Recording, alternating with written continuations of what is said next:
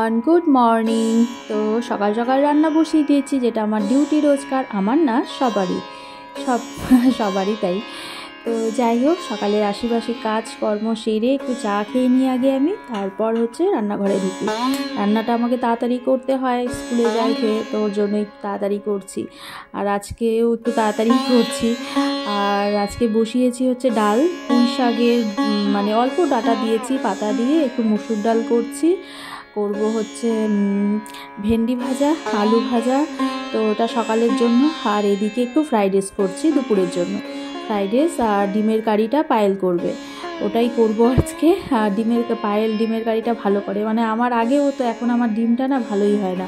এখন বাজে 11:30, ওর পাপাতে স্কুলে গেল খেয়ে দিয়ে।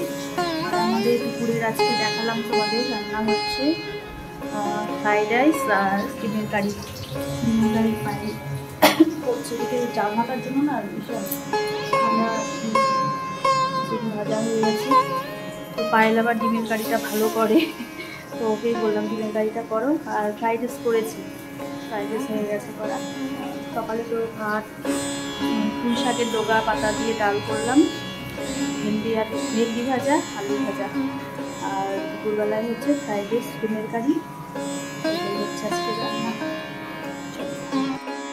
তো দেখতে পেলে পায়েল তো ডিমের কারি মানে বসিয়েছে আর কি, বসিয়ে তারপর একটু হিয়া ডাকছিল নিচে, ওখানেই গিয়েছে আর কি। আর হিয়ার শরীরটা খুব খারাপ, দুদিন থেকে জ্বর আসছে আর কি, তো ওর জন্যই হিয়া ডাকছিল, তো ওখানেই গেল একটু। তার ফাঁকে আমি একটু তরকারিটা নেড়ে দিলাম। তারপর আমি একটু কাজ করছিলাম, তো জামা কাপড়গুলো ভাঁজ করছিলাম, এসে দেখি ও গ্যাস ট্যাস সব মুছে দিচ্ছে আর কি। আমি না করলাম বলে আরে কিচ্ছু হবে না, আমি মুছে দিচ্ছি। আর মাসি তো কাজ করে চলে গেছে সকালেই। তারপর স্নান টান করে দুই যা মিলে রান্না করে একসাথে খেতে বসেছি, সবার খাওয়া হয়ে গেছে। আর ওর পাপা তো এসে খাবে আর কি, দেরি আছে। তো খাওয়া দাওয়া করে একটু শুয়েছিলাম, শুয়ে বিকালবেলায় দুজন একটু দোকানে গিয়েছিলাম পাশেই, তো হাঁটতে হাঁটতে যাচ্ছিলাম। চলো আজকে সারাদিন তোমার সাথে একসাথেই কাটাচ্ছি আর কি। তো যাই হোক, দোকানে দু একটা খরচা ছিল, ওটাই আনতে গিয়েছিলাম আর কি। তো পায়েলও যাচ্ছিলো, বললাম চলো তাহলে আমিও যাচ্ছি, একসাথেই যাই, ওর জন্যই বেরিয়েছিলাম। গুড ইভিনিং, অনেকক্ষণ বাদে আসলাম আর কি, 8টা বাজে এখন, সেই দুপুরবেলার পর। আর এখন মাঝখানে আমার একটু প্রবলেম হয়েছিল 3-4 দিন থেকে, তো ওটারই ওষুধ খাচ্ছিলাম। তো ওই ওষুধ খেয়ে আমার ঘুম হয় না বলি না, তো ওই ওষুধ খেয়ে এখন আরও ঘুম পাচ্ছে বেশি, মানে খুব ঘুমাচ্ছি রাতে, দুপুরবেলায় ভালোই ঘুম হচ্ছে এখন।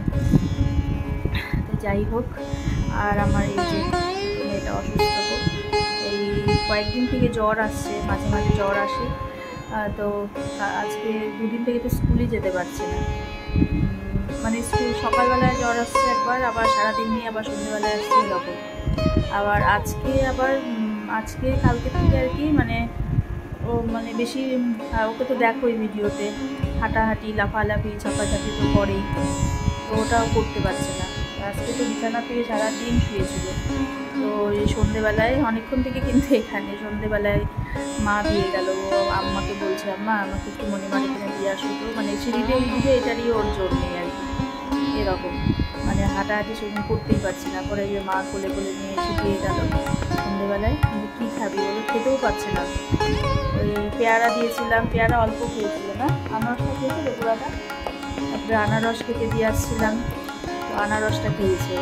ও তো ফল ভীষণ ওর পছন্দ আর কি, ফলটা। তো আনারস আবার পিকনিকে যাবে,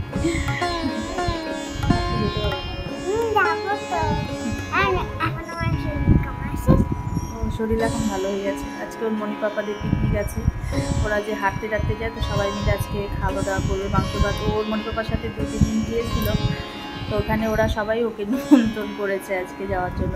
তো শরীর ভালো না, বলছে না যাবো আজকে, সারাদিন ঘরে তো শুয়েছিল। তো ওই সন্ধ্যেবেলায় আসলো, কি খাবি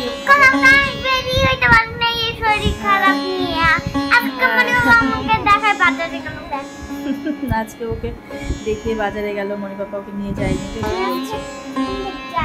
তারপরে যে লাল চা আর মেরি বিস্কুট খেলো সন্ধ্যেবেলায় আমার সাথে, ওটাই খেলো। তো দুধ খাবে, রাত্রেবেলা দুধ দিয়ে রুটি দিয়ে দিব আর কি।